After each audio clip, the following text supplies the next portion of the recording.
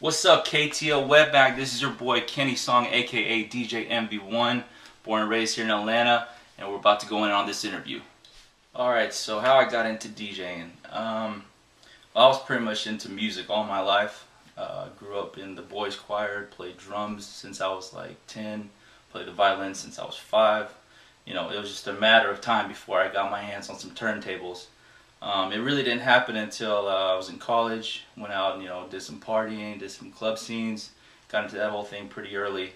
And it just blew my mind to see all the people going crazy listening to the DJ.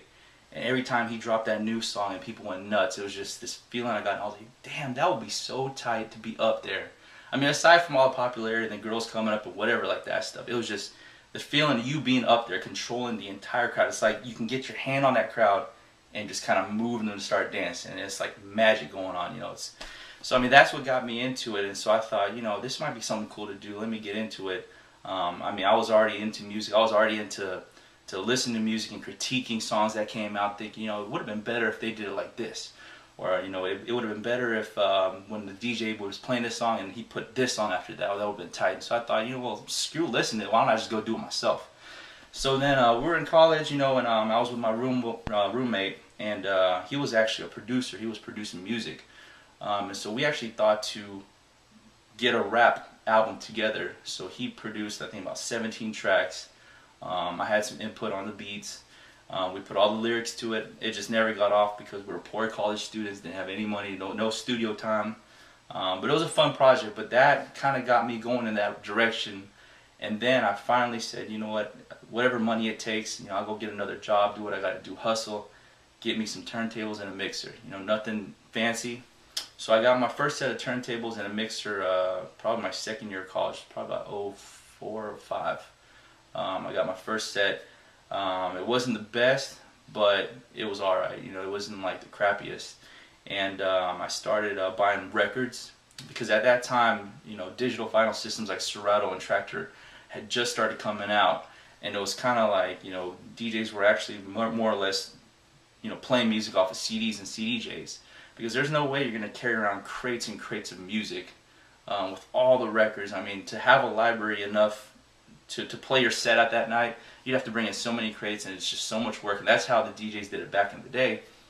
But I mean, I didn't know, so I just started buying records. Before long, I had like probably a good 80 or 90 records. Probably spent a hole through my wallet, and I had it, and I started mixing. Had to learn how to beat match, beat juggle, mix songs in and out, transition. That took a while. But then after that, it was just a hobby at that point. I was just doing it for fun. Did a couple house parties, whatnot, and that was it. I just didn't think, well, it'd be cool if I can get a gig at a club every once in a while, or if I could get to some place where people want me to play. That'd be kind of cool. Otherwise, I was just doing it for my own enjoyment of being able to mix music. But then, I put that aside and graduated college, and it wasn't until maybe a year or two after that, maybe about 2007, I got my first gig. And I remember because I was at Intercruit, and I don't know if y'all know about Intercruit, but it was back in the day up here in Swanee. It was like a little, place, a little bar, and I was just going there because I lived nearby, and I was just going there, and I was just saying, man, the DJ here sucks, And I mean, and I thought, man, why don't I get up there? And so then I was just like talking to the owner, and then I said, why don't you give me a chance, whatever, let me spend some night. I don't know, you don't have to pay me, just let me come out because I think it'd be fun. And so he said, well, you know what, I got a wedding coming up, and they're doing their after party here, so why don't you spend that after party, and I'll give you like $1.50. So I was like, all right, cool. So then I brought in all my equipment, and I did it, and it was awesome. Like everybody was going crazy, everybody was dancing, having a good time. The bride and groom came up during the middle and were like, dude, you're awesome, thanks for playing music. And I was like, this was my first time actually playing out, and it went over so well that the owner decided to keep me there and have me come back on a weekly basis. From there, that grew to doing little stuff here and there. Nothing big. I went to go try out Ico once, with Jason Moon from Icon. Props to him.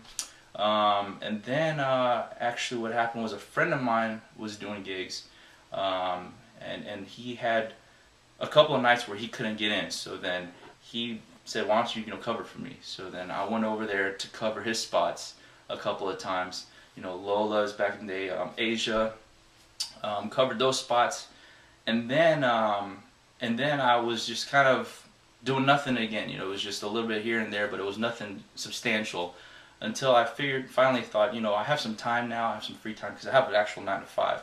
But I thought I had some free time, so I said, let me actually go out and talk to some owners of some clubs and some promoters and see what I can get. So I got out.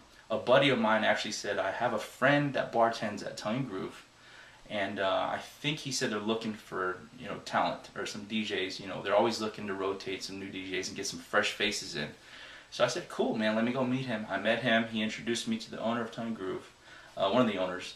And then after that, it took a little while, but I got my opportunity. I came in, I started opening for some DJs, some international house DJs that came in, started opening for them. And then soon they put me in the main room doing top 40s and hip hop. And that was crazy. You want to talk about goosebumps going through. I mean, the first time I stood up there, I was somewhat nervous, but it was like a good nervous, and it was just like I had chills going through my spine, like, damn, it's like, like 300-400 people at least down there, and they're all just like grooving to my music. And it was just like, I can't even explain the feeling. It's, it's like a feeling of like accomplishment. It's a feeling of like, damn, it's just, I don't know. I don't want to say it's euphoric, but it was almost like that. It was just like I was on a high. And then once I saw the crowd get into it, I was vibing off of them. I started getting into it, and then it was just, the rest of the night was history. And after that, just night after night, doing that, went to do a spin at Mood Lounge. It was just one thing after another, and then I thought, why don't I get into weddings? So I started doing some weddings. Actually hooked up with Eden Entertainment, ended up doing some of their events that they had over at Club Live.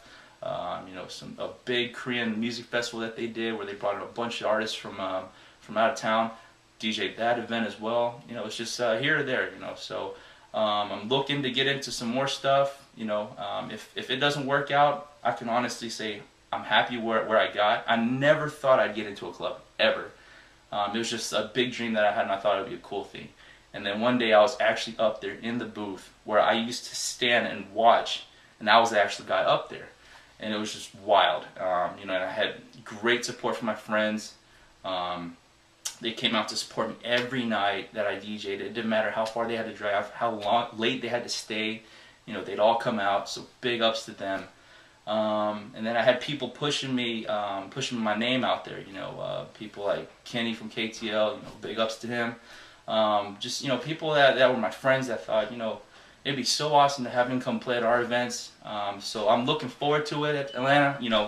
You'll see me out there. I'm going to try to get my name out and start branding myself, and I'm going to get out there and I'm going to start spinning at your spots, and you're going to be grooving to my music soon. Alright, my motivation and inspiration, it just comes from all the DJs I see out there that are hustling in this game. A lot of people don't understand what it takes to be DJ, how hard it is to be DJ, the amount of work that goes into preparation, into what goes on in the mind of a DJ when they're spinning their set. They're not just thinking, oh, well, here's the next song on the list, let me just pop it in, or this song was something I heard today and I think it might go well, let me just put it in. It's not that way. You kind of like have to build your setup from beginning to end and think about how you're going to transition, and because you're there to get the people to dance and bring their mood up and get them to party. So you have to kind of draw that out of them. You can't just pop on a club banger and expect everybody to dance. You have to kind of think out your set. So it's a lot of work that goes into it. So what inspires me is whenever I'm out at a club, I'm not thinking, oh, he sucks or whatever, or hey, he's not doing a good job. I respect every DJ's hustle. Everybody's at different parts of their game. I'm certainly not anywhere near the greatest. But whenever I see DJs out there doing their thing and they're hustling, and I see the crowd's reaction to that, that motivates me to think I need to step my game up so that when I'm up there, I get that same reaction. I don't want to be up there and people start thinking, "Oh, this DJ's whack." That's what inspires me. That's what motivates me. Pretty much anybody else that's into music that's around me, I'm surrounded by a lot of talented individuals that are into music, that are, whether it's producing or playing instruments or what have you. All that stuff inspires me to just keep pushing my game, try to find new songs, new sounds. And eventually I'm going to try to start getting to, remixing, mashing, and try to blending songs together and coming up with my own production. And once that blows up, you will see what's going to happen. Alright, so for all the young homies out there that are grinding, my message to you is just keep your head up and keep going. I know it's so cliche, everybody says it, don't stop dreaming, dream big and whatnot. But it's so true, because like I said, where I came from, I had no idea I'd be DJing. It was just something I picked up as a hobby because I liked music, and then I just thought, it'd be cool to DJ one day. But, it wasn't until I actually went out there and I pushed myself out there to meet promoters, to meet owners, to meet people and start talking about it, that, the steps started coming, and I got my ducks in a row, and then it just happened. It's not something that's like chemistry or science where you kind of think, okay, here's the formula and this is how I'm going to become a DJ one day, or whatever it is that you're trying to aspire to. You just gotta have that goal and kind of just work at it, and kind of go through the little steps that takes to get there. And you really have to put your due diligence in. You really have to put in the hard work. Don't expect to wake up overnight and become a DJ. I can honestly say I was a little fortunate in being able to find my spot at Tongue Groove or wherever it was where they had me become resident only after a couple of years of actually playing out. I remember I came across some people, some DJs, and they were like, so how long have you been playing? I said, a couple of years. And they said, you already have a residency, or you're already playing at these clubs? And I'm like, yeah.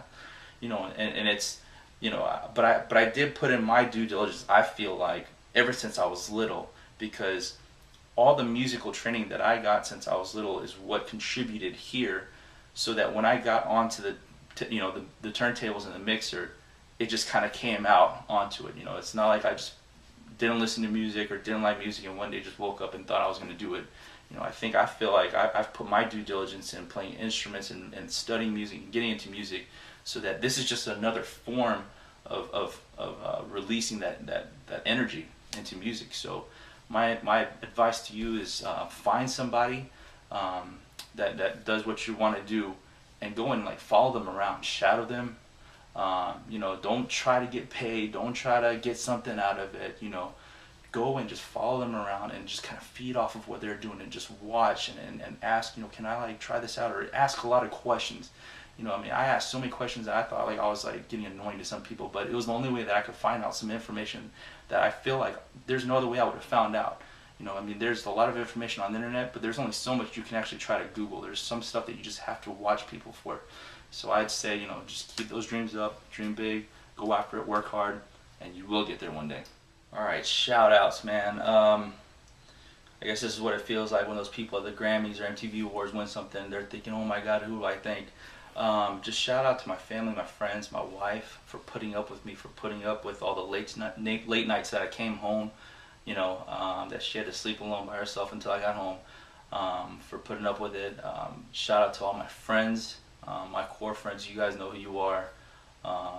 Bonner, Hyun, Brian, Nihar, Bruce, the whole gang. You guys know who y'all are. Y'all been there with me from day one.